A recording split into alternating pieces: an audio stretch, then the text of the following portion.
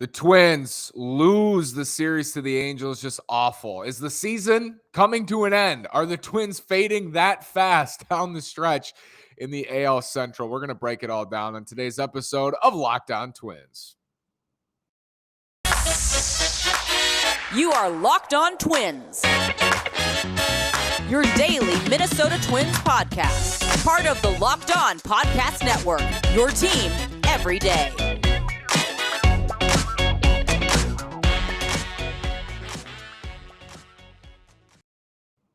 And welcome to the Locked On Minnesota Twins podcast. Today is Sunday, August 14th, and I'm your gracious host, Nash Walker. Thanks for making Locked On Twins your first listen every day on the Locked On Podcast Network, where it's your team every day. And this is Nash Walker, Season 3 on a daily basis, hosting this podcast Monday through Friday, and Season 4, writing about the Twins at twinsdaily.com. I've seen some ruts. I've seen some poor performances. I've seen some quiet offenses, some terrible Sunday finales, and these last 2 days have been among the lowest I've seen in 3 seasons hosting this podcast. Let's reverse to Saturday night. We're in the 8th inning, and the Twins are leading 3-0. Shohei Ohtani hits a solo homer off Yohan Duran. The Twins had one game, won 4-0. They've been pitching the lights out for 2 straight games. They're on their way to a series win. The Angels look terrible. The Twins look pretty good, at least on the pitching side. They didn't drive in any runs, 0 for 14 with runners in scoring position. But they're going to win the series, right? They're going to clinch a series win Saturday night. They got Jorge Lopez coming in. And let's even rewind and fast forward to Max Stassi's at bat. He's down 0-2 with 2 outs, a runner aboard, Twins up by 2 runs. Game's over. It's over. The Twins are going to win, and they're going to come out Sunday. They get a lefty with a 7.95 ERA on Sunday. They're going to be in good position to sweep, and they blow the game Saturday night. They lose, and then they come out Sunday, and they're completely flat. It's hard to shift that much in a less than 24-hour span. The change is drastic, and it's not just the last 2 days. Over the last 70 games, the Twins are 31-39. I said Friday night after I got home from Angel Stadium, I watched the Twins perform. Like, that was an awesome game for the Twins Friday night. They pitched better than they've pitched basically all year. They shut down the Angels. They look like the better team. I said they need to consistently look like the better team and play complete baseball games. This team has not strung together complete games since before school got out in mid-May. They're 31-39 in their last 70 games. That's back to mid-May. 31-39 is a 72-win pace. This is not about this weekend. Like, this is a team that has not played consistently well in months. And because of that, they're out of first place. They're 2.5 games back of the Guardians, who are playing great. I mean, they went into Toronto, took 2 out of 3. They're actually playing consistently good baseball. And the White Sox are now tied with the Twins in the division. For as much as we've clowned and laughed at the White Sox this year, they are tied with the Twins in the American League Central. Awful.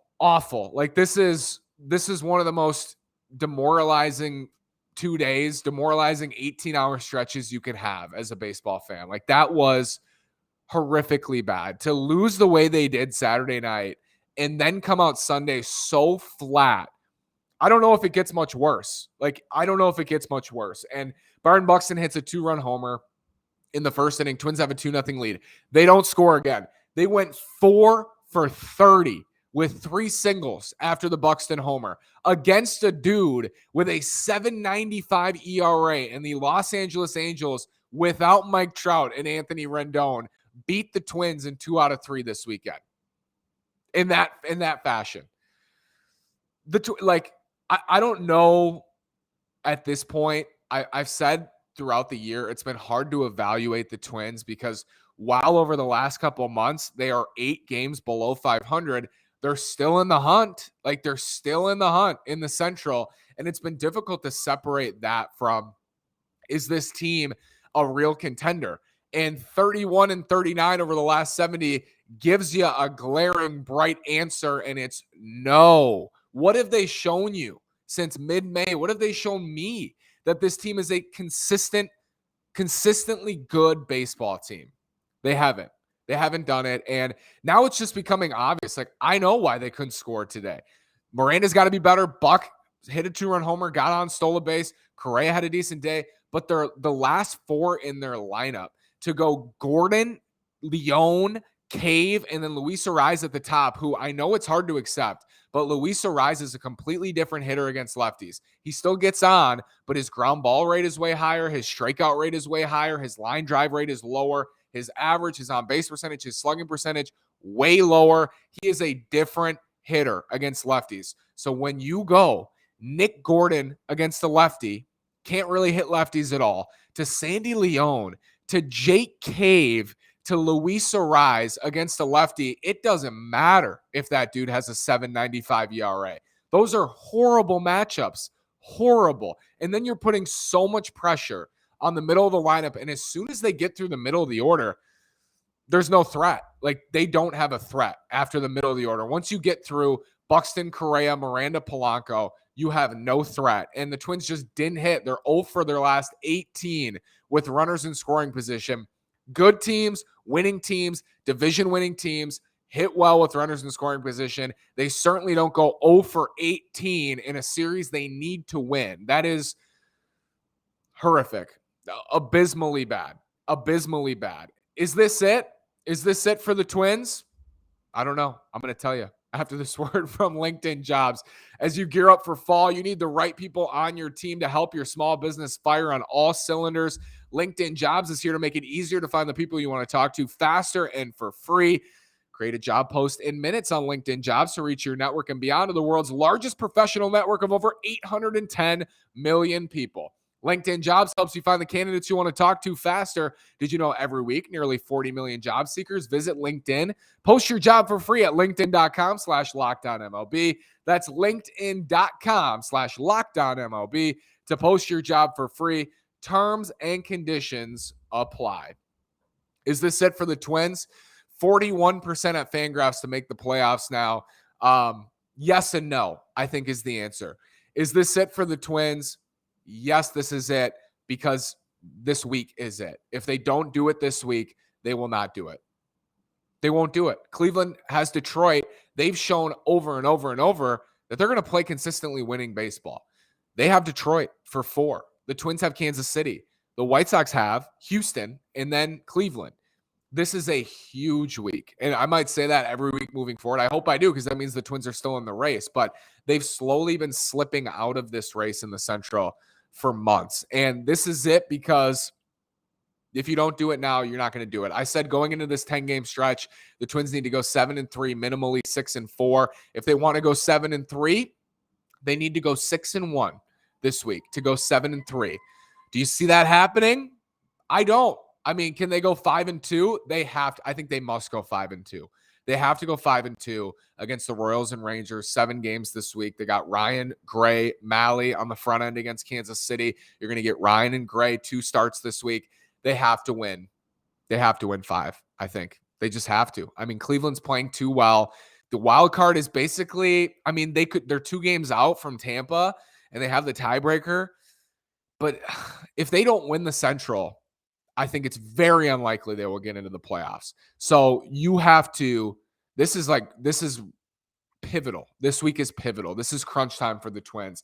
So yes, this is it. This week is it. And no, because they have 17 combined games left against Cleveland and Chicago. After those 2 teams play next weekend, the Twins will by far have the most games remaining against the other 2 teams of the 3. Like, the most opportunity to make up ground on the other 2 teams.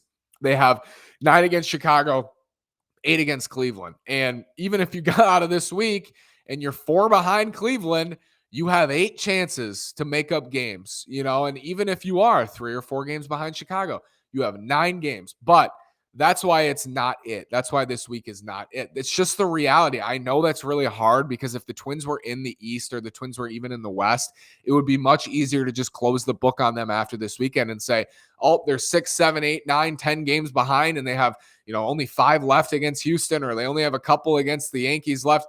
They are 2.5 games back with 17 combined games against the 2 teams they're trying to beat. It's the reality of the division. It's been the reality of the division all year.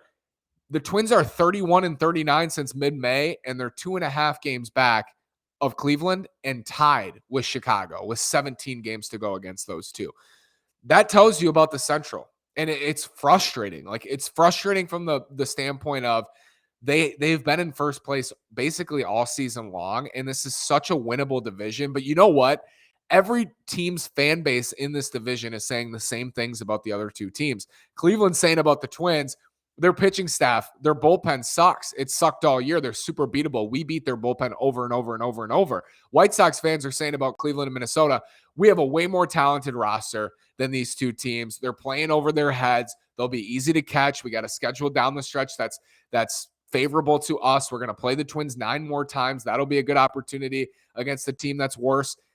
Everybody's saying the same things about everybody else because all three teams haven't excelled for much of the year. But now you're seeing Cleveland, as I said, they're the most consistent. If you're the most consistent in this division, you're going to win the Central this year. And I was hoping the Twins would play more consistent baseball after the trade deadline, but they've actually played worse. And Jorge Lopez has blown saves, and Michael Fulmer was bad today. And Mally's been good. Mally was good in Anaheim, gave up 3 home runs in his debut at Target Field.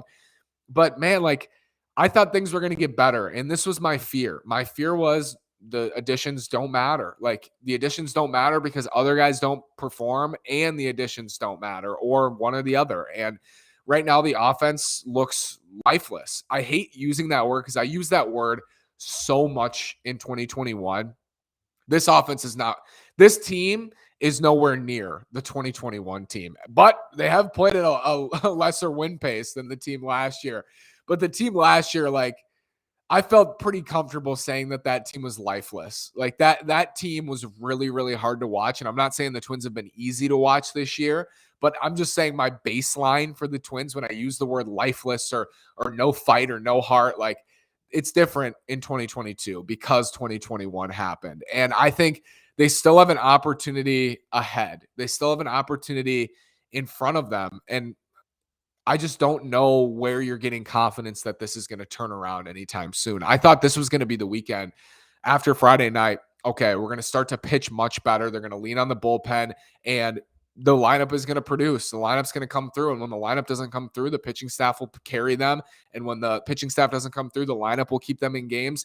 I was hopeful this weekend will be the start of that, but it was just not. It was 1 step forward, 2 steps back. And that's what it's been for the Twins for weeks. Horrible trip to California. They lost 2 out of 3 to San Diego a couple weekends ago. They lost both games against the Dodgers. They lost 2 out of 3 to the Angels. They're lucky they're 5-1 against Oakland. And I think they took 2 out of 3 from Oakland at the Coliseum, but they're lucky.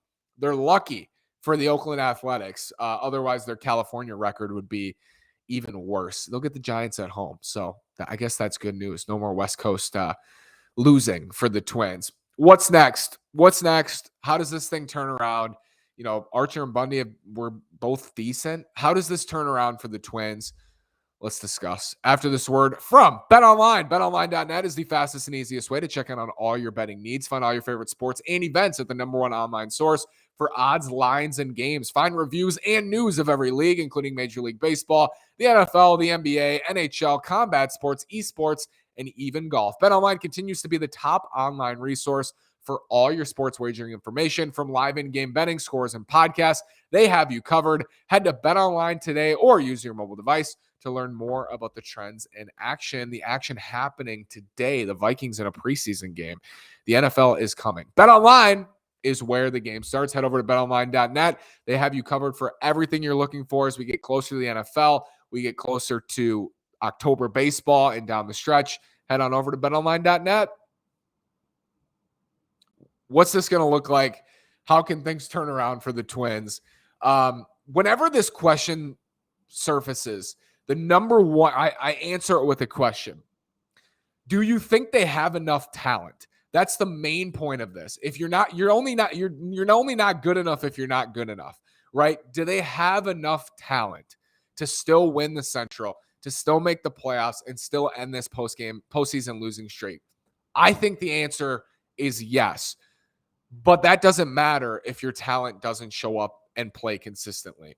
Correa was bad. He had a good weekend, was bad for a long time before that. Buxton's really dinged up. The rotation, at times, Joe Ryan has been pretty poor. Sonny Gray has been pretty poor at times.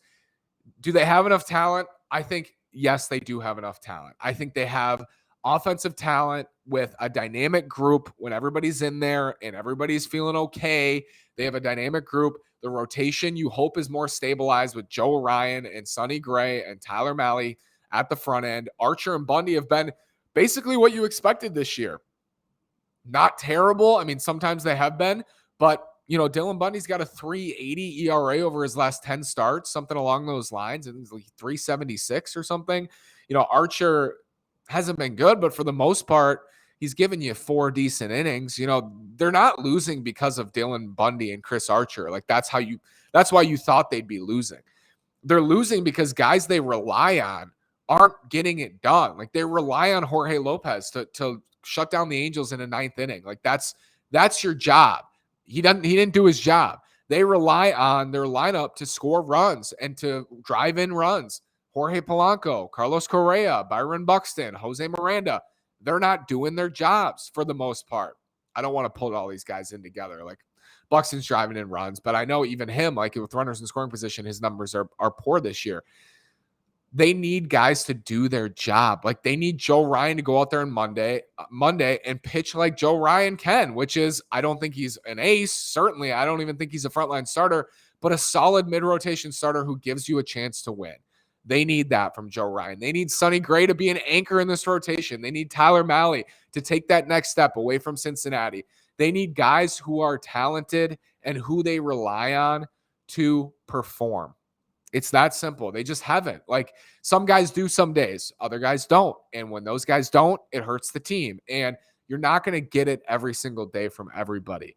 You need it though on a majority basis. You need it a majority of a week, like 7 games. You need to play a consistently good baseball game, a good 9-inning baseball game against these 2 bad teams at home, minimum 5 games out of 7. And that might even be putting it low.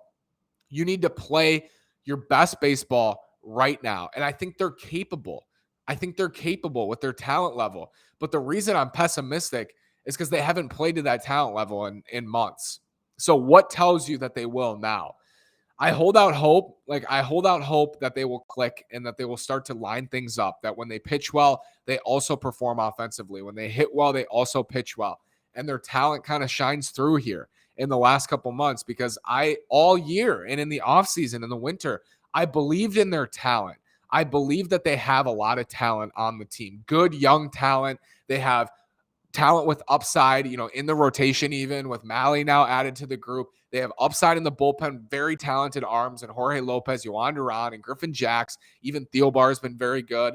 Michael Fulmer's very solid. They have a lot of talent, and I've been hopeful and I've kept the faith for a lot of this season that they will, the talent will win out at the end, but it hasn't for a lot of this season.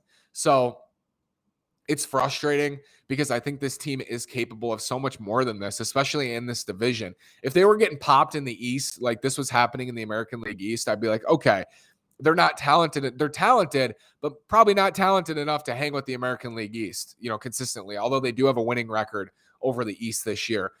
In the Central, I feel like it's more frustrating that they are only 2.5 games out than if they were 10.5 out in the AL East. It's so frustrating because you feel like they're capable of so much more and they just don't do it. And then you'll see it like Friday night. They'll show you on Friday night what they're capable of doing. I buy into that and I say, okay, here we go. It's time. And what do? They blow another game Saturday. They come out flat on Sunday. They don't hit.